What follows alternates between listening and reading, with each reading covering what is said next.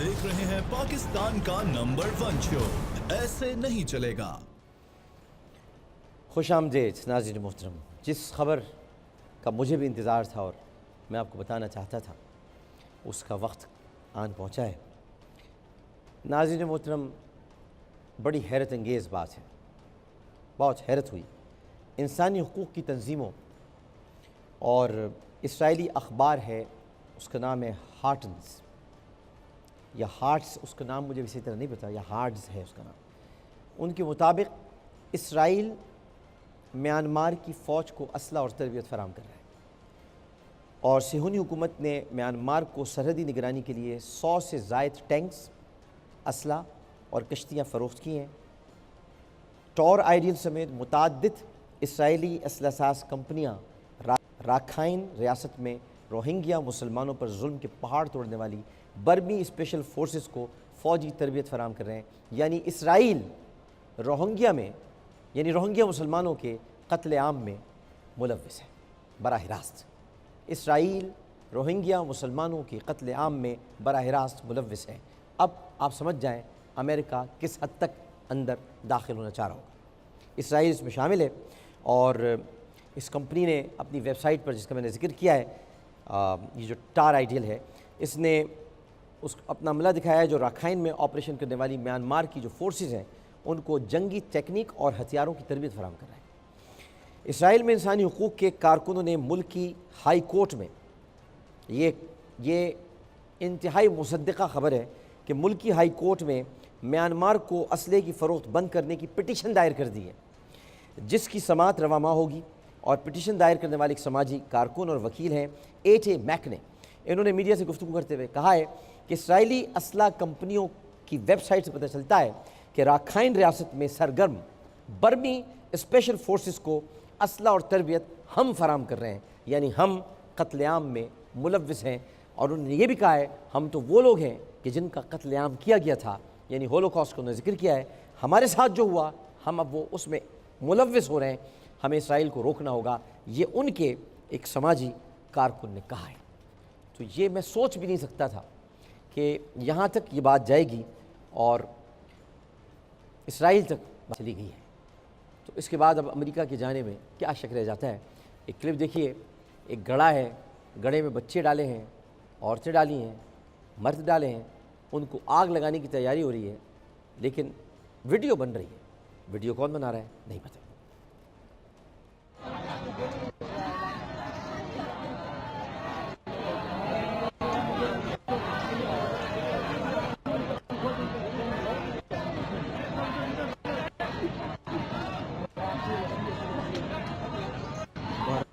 Berada di dalam lubang kalian, namun pihak keamanan memaksakan untuk memasukkan kabel ke dalam lubang kalian.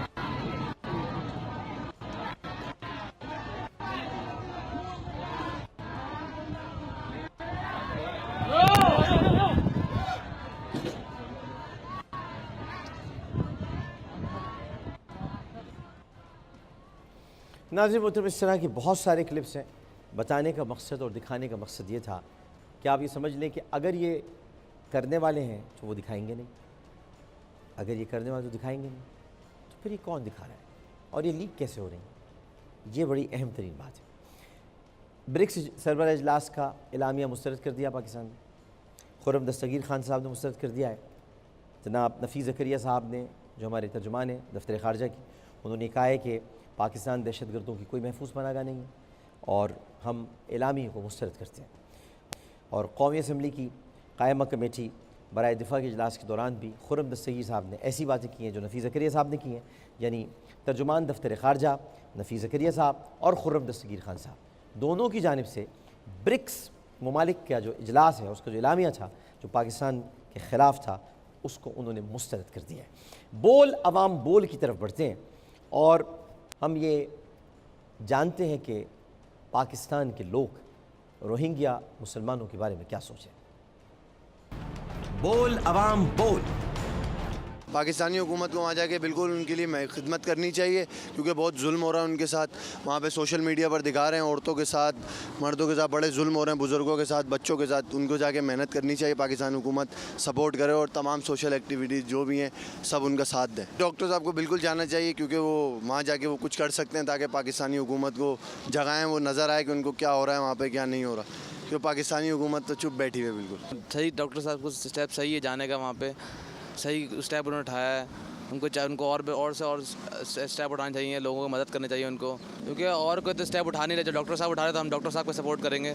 Pakistan Burma کا ساتھ اخلاقی طور پہ بالکل دینا چاہیے پاکستان کو، اور ہر فورم پہ آواز اٹھانی چاہیے پاکستان کو. اب جہاں تک یہ بات ہے کہ پاکستان پہلے اپنے اندرونی حالات کو مد نظر رکھتے ہوئے ان کی کس طرح سپورٹ کر سکتا ہے. پاکستان کو چاہیے کہ ان کی جو خارجہ پالیسی ہے اسے بہتر کرے، فورن پالیسی ان کی اسے بہتر کرے، اور زیادہ سے زیادہ آواز بلند کرے. یہاں کے جتنے سیاسی پولیٹیشین ہیں ہمارے، انہیں چاہیے کہ اس پہ آواز بلند کریں اور ایک ایسا رد عمل دیں کہ عالمی قوت کو پتہ چلے کہ مسلمان کے لیے درد رکھتا ہے. کیونکہ ابھی تک کسی بھی اسلامی کنٹری کی طرف سے کوئی ایسی آواز، کوئی ایسا رد عمل سامنے نہیں آیا. ڈاکٹر عامر لیاقت کا سن کے مجھے بہت اچھا لگا ایز اے پاکستانی. ان کا یہ بہت، کیونکہ ہر موقع وہی آگے ہوتے ہیں. چاہے بارش کا پانی کراچی میں جمع تھا، وہ لیاقت آباد کے ایسے علاقے میں گئے جہاں کوئی نہیں جا سکا، انہوں نے رات میں رپورٹنگ کی وہاں پہ. تو یہ بہت اچھا ایک عمل ہے کہ ڈاکٹر عامر لیاقت حسین صاحب جا رہے ہیں برما، وہاں جا کے ان کو لوگوں کو دکھائیں کہ وہاں کے اصل حالات کیا ہیں، کیونکہ ابھی تک کوئی میڈیا پرسن وہاں نہیں جا. ناظرین محترم، عوام کی رائے مسلسل لی جا رہی ہے. کل بھی انشاءاللہ تعالیٰ آپ کو دکھائیں گے ہم لوگ کیا سوچ رہے ہیں. لیکن لوگ تو جو سوچ رہے ہیں وہ سوچ رہے ہیں. دکھ کی بات یہ ہے کہ کیا جنگ گروپ بھی عوام کے ساتھ کھڑا ہے؟ کیا اس کی سوچ بھی عوامی سوچ ہے، یا اس نے سب کچھ ختم کر ڈالا؟ آج کا جنگ اخبار دکھائیے جی اسکرین پر. یہ آج کا ذرا جنگ اخبار آپ دیکھیں، اور اسکرین پر آپ کی آ رہا ہے. اس میں آپ مجھے فرنٹ پیج پر، آپ کو پتہ ہے نا سینکڑوں لوگ مار دیے گئے. ہم نے سوچا تھا کہ عید قرباں پر جانور ذبح ہوتے ہیں، وہاں نہتے مسلمانوں کو ذبح کر دیا ہے. رکھیے گا سامنے، اور الیکٹرانک میڈیا اپنے طور پر میانمار کے حالات سے عوام کو آگاہ کرتے رہے. عید کے 2 دن اخبار شائع نہیں ہوتے. آج 2 روز بعد جب اخبار شائع ہوئے تو میری امید یہی تھی کہ ملک کے سب سے بڑے اخبار ہونے کے دعوے دار جنگ کے صفحے اول پر نمایاں انداز میں اس المیے کو شائع کیا جائے گا. مگر افسوس کہ آج جنگ کے صفحے اول پر کہیں سہ کالمی یا 2 کالمی خبر تک موجود نہیں ہے. نصف صفحے کا اشتہار اور غیر اہم خبریں ضرور موجود ہیں، لیکن روہنگیا مسلمانوں کے قتل عام کو جنگ گروپ نے خبر کے قابل بھی نہیں سمجھا. ایک سنگل کالمی خبر باکس میں موجود بھی ہے تو اس میں بھی قتل عام کا کوئی ذکر نہیں ہے، صرف نون لیگ کی حمایت میں سیاسی خبر ہے. کہ اپوزیشن نے روہنگیا مسلمانوں پر بات کرنے کے لیے کوئی قرارداد اسمبلی میں جمع نہیں کرائی. یہ حالت ہے اس نام نہاد صحافتی گروپ کی، جس کی ترجیحات میں مسلمانوں کا قتل عام کوئی اہمیت نہیں رکھتا. آپ کے سامنے یہ دکھا دیا اخبار میں نے. اب آپ کہہ رہے ہوں گے شاید اور اخباروں نے بھی ایسا کیا. نہیں، آئیے آپ کو دیگر اخبارات دکھا دیتے ہیں. دیگر اخبارات بھی آپ کو دکھا دیتے ہیں، اور بھی جو پاکستان میں اخبارات نکلتے ہیں وہ کیا لکھ رہے ہیں ذرا دیکھ لیجیے. یہ ہے ایکسپریس، اور ان کی بھی جو سرخی ہے وہ یہ ہے کہ جیش محمد لشکر طیبہ فساد کی ذمہ دار ہے برکس ممالک. ان کی ابھی روہنگیا مسلمانوں کے بارے میں کوئی ذکر نہیں ہے. ایک اور اخبار آپ کو دکھا دیتے ہیں اور اس میں بھی آپ دیکھ لیجیے. تو مطلب یہ نوائے وقت ہے. اب نوائے وقت کی آپ سرخی دیکھ لیجیے. نہیں، مین ہیڈ لائن دکھا دیجیے. یہ جو پاکستان کے لیے مین ہیڈ لائن نوائے وقت کی ہے، میانمار میں روہنگیا مسلمانوں کا قتل عام. یہ نوائے وقت، کیونکہ نوائے وقت میں کہیں نہ کہیں ہمیں آج بھی حمید نظامی صاحب نظر آتے ہیں، مجید نظامی صاحب نظر آتے ہیں. باقی اور دیگر اخبارات ہیں. امت اخبار کی ہیڈ لائن یہی ہے میانمار میں. مطلب بڑے اخبار جسارت کی ہے، جرت کی ہے، قومی اخبار ہے. یہ سارے بڑے اخبارات لکھ رہے ہیں، لیکن یہ 2 اخبارات میں نے آپ کو بتا دی ان کی ترجیحات، اور ان کا اگر آپ پورا نیٹ ورک دیکھیں تو آپ کو پتہ چل جائے گا انہوں نے کیوں نہیں لگائی. یہ دکھ کی بات ہے، اور میں اپنے دکھ کا اظہار ہی کر رہا ہوں. ظاہر ہے میں اور کیا کر سکتا ہوں، لیکن یہی کہوں گا کہ شرم تم کو مگر نہیں آتی. ہمارے ساتھ موجود ہیں اس وقت جناب علی محمد خان صاحب, اور علی محمد خان صاحب ہمارے ساتھ ہوتے ہیں تو کہتے ہیں کہ میں نے کہا تھا نا, تو ذہن سے پوچھ لیتے ہیں کہ آنے والے دنوں میں آنگ سانگ سوچی کو وہ کہاں دکھ رہے ہیں. میں نے کہا تھا.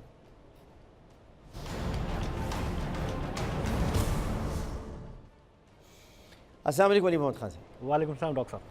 علی محمد خان صاحب, آپ نے فرمایا تھا کہ سورج گرہن کے بعد جنگیں ہو جائیں گی, صورتحال خراب ہو جائے گی پوری دنیا میں. تو سورج گرہن کے بعد تو ہوا یہ, ظاہر ہے کہ ہمارے نبی کریم صلی اللہ علیہ وسلم نے چاند گرہن اور سورج گرہن کے موقع پر, یعنی چاند گرہن کے موقع پر نماز خسوف اور سورج گرہن کے موقع پر نماز کسوف پڑھنے کا حکم فرمایا ہے. تو اس کے اثرات تو ہوتے ہیں, لیکن ہمیں نماز کا حکم دیا گیا. بٹ آپ نے کہا تھا کہ یہ مسائل ہوں گے, ہو رہے ہیں. اب کیا آنگ سانگ سوچی کے ساتھ کیا ہو؟ جی ڈاکٹر صاحب بہت شکریہ. جو میانمار یا برما کا جو ذائچہ ہے اس کے حساب سے اگر ہم دیکھتے ہیں تو ان کی جو انڈیپینڈنس کا ڈے ہے وہ ہے 4 جنوری 1948 4:20 ینگون, جسے وہ رنگون تھا پہلے. تو ان کا جو ستاروں کی پوزیشن ہے وہ بہت ہی خراب ہے, بالخصوص جو سورج گرہن ہے وہ ان کے 10ویں خانے میں پڑا ہے. 26 اکتوبر کے بعد ستارہ زحل جو ہے ان کے تالے یعنی فرسٹ ہاؤس سے موو کرے گا. تو اس وقت کافی امکانات ہیں کہ کوئی اتھارٹیو قوی ملک ان کے اوپر حاوی ہو جائے گا, اور موجودہ حکومت جو ہے آن سان سوچی کی یہ تبدیل ہو جائے گی, چینج ہوگی. اور جو موجودہ قتل و غارت گری مسلمانوں کے ساتھ ظلم و بربریت کا طوفان ہلاکو خان نے جس طرح کیا تھا, جس طرح ظلم و بربریت اس طرح کا صورتحال جو چل رہی ہے اس میں انتہائی کمی آئے گی. تمام دنیا کے ممالک ادھر رش کریں گے فوری طور پہ, اور چیزیں پازیٹیو ہوں گی. لیکن موجودہ جو حکومت ہے وہ برقرار نہیں رہے گی, اور میانمار کی جو سیاسی منظرنامہ ہے وہ بھی تبدیل ہوگا, اور چیزیں کافی تبدیلی کی طرف آئیں گی. اور اتھارٹیو جو پاور ہے, جیسے کہ آپ نے تذکرہ بھی کیا اس کا, اور ذائچہ بھی یہی بتاتا ہے, جو ٹرانزٹ کی پوزیشن ہے, جو پلانیٹری پوزیشن ہے پیریڈز کی, وہ بھی بہت ہی نحس ہے ان کی ابھی. اور یہ ایک خانہ جنگی ہو کے اور ایک خاص قسم کی صورتحال ہو کے موجودہ جو آنگ سان سوچی ہیں وہ ہٹ جائیں گی. ٹھیک, بالکل درست ہے. اس کے ساتھ ساتھ علی محمد خان صاحب کا یہ کہنا ہے, یہ ظاہر ہے کہ ان کا اپنا ایک علم ہے جس کے مطابق بات کرتے ہیں. میں تجزیات کو سامنے رکھتا ہوں, لیکن چونکہ عوام کی دلچسپی کے لیے یہ ضروری ہوتا ہے بتانا. آج مجھے ایک بہت تکلیف ہوئی. برکس اجلاس میں بہت کچھ پاکستان کے خلاف کہا گیا. ہم نے بہت قربانیاں دی ہیں, ہم نے بہت جانیں دی ہیں دہشت گردی کے خلاف. اس کے بعد پاکستان گورنمنٹ کی جو آفیشیل ٹویٹر ہینڈل ہے اس نے ایک ویڈیو جاری کی. ویڈیو میں کانٹینٹ بہت اچھا ہے, لیکن مجھے راجہ فاروق حیدر یاد آ گئے. راجہ فاروق حیدر مجھے یاد آ گئے کیونکہ انہوں نے نااہل کے ہٹنے کے بعد یہ کہا تھا کہ ہم سوچیں گے کہ الحاق کس کے ساتھ کیا جائے. یہ راجہ فاروق حیدر کے, اب سبھی بھول گئے اس بات کو, کوئی بات بھی نہیں کرتا اس پر, کوئی بات بھی نہیں کرتا اس پر, کوئی بات بھی نہیں کرتا اس پر, حالانکہ بہت بڑی بات تھی. تو آج جب میں نے وہ ویڈیو دیکھی تو اس میں پاکستان گورنمنٹ کی آفیشیل ٹویٹر ہینڈل, اس پر یہ ویڈیو ہے. شروع میں آپ کو کشمیر کا حصہ نظر نہیں آئے گا, اس میں آخر میں پوسٹ ایڈیٹڈ کر کے, مطلب پوسٹ ایڈیٹنگ جس کو کہتے ہیں, وہ ڈال دیا گیا ہے. دیکھیے آپ اور شرم کریں ہم سب کہ یہ پاکستان گورنمنٹ کی آفیشیل ٹویٹر ہینڈل ہے جس سے کشمیر کا یعنی کشمیر کا علاقہ ہی غائب کر دیا. دیکھ لیجیے.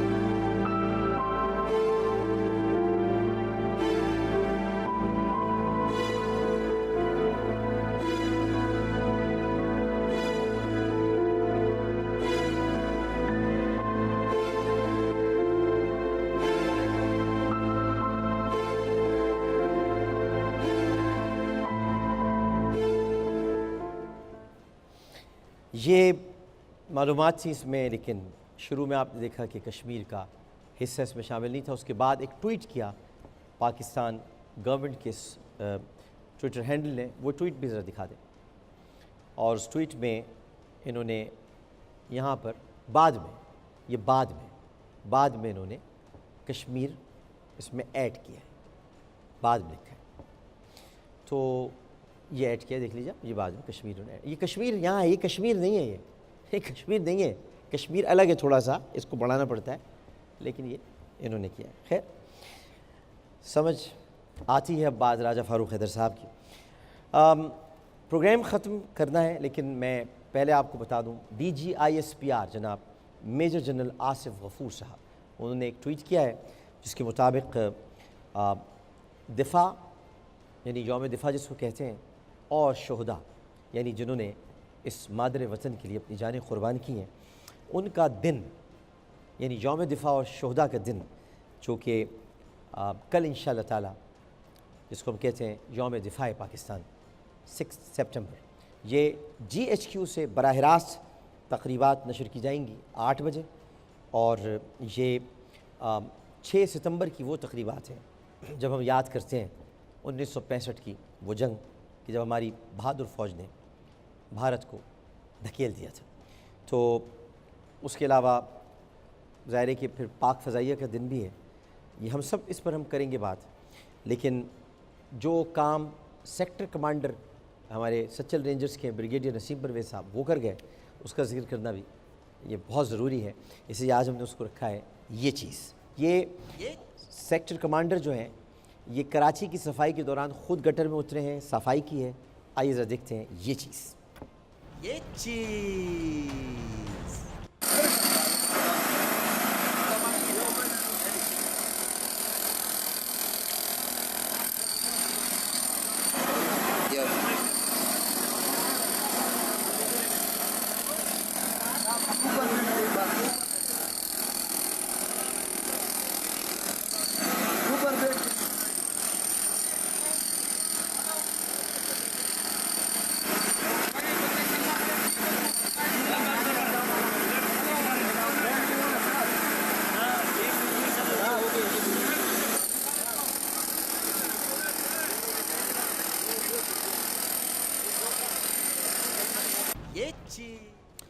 یہ ناظرین یہ بلڈنگ ایک عمارت گر گئی تھی بارش سے متاثرہ علاقوں میں، تو وہاں جو ریسکیو آپریشنز تھے اس میں جناب نسیم پرویز صاحب نے خود اس میں کام کیا ہے، تو میں ان کو مبارکباد دیتا ہوں.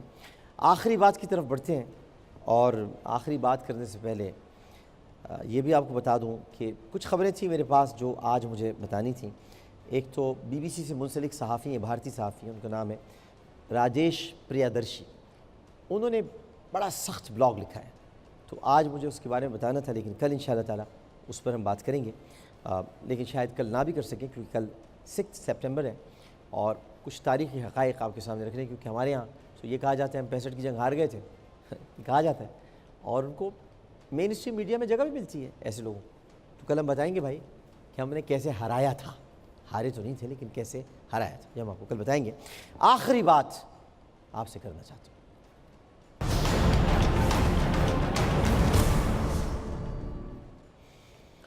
آخری بات میں 2 باتیں ہیں آج.